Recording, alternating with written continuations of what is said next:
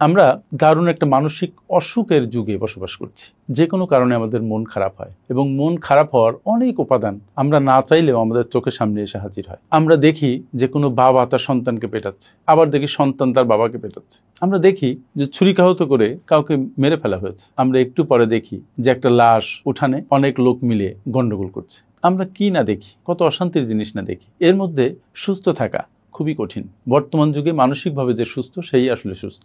আর সেজন্য যদি আপনি নিজেকে প্রস্তুত না করেন, নিজের চোখকে প্রস্তুত না করেন, নিজের কানকে প্রস্তুত না করেন, তাহলে আপনি সুখে থাকতে পারবেন না। বর্তমান সময়ে আপনার মানসিক সুস্থতা আপনার জন্য খুবই দরকার, কিন্তু প্রতি মুহূর্তে আপনার মানসিক সুস্থতা হরণ করে নিচ্ছে মোবাইল ফোন, ল্যাপটপ, আপনার চারপাশের লোকজন। সুতরাং নিজেকে প্রশিক্ষিত করুন, নিজের মনকে এমনভাবে টিউন করুন যেন কোনো অশান্তি আপনাকে টাচ না করতে পারে, যেন শান্তি আপনার থেকে কেউ কেড়ে নিতে না পারে। তাই সে কোনো গেজেট হোক অথবা কোনো মানুষ হোক, নিজে একটা সিদ্ধান্ত নিন যে আপনি মানসিকভাবে সুস্থ থাকবেন, মানসিকভাবে ভালো থাকবেন। এই সিদ্ধান্তই আপনাকে অনেক দূরে এগিয়ে নেবে। Thank you.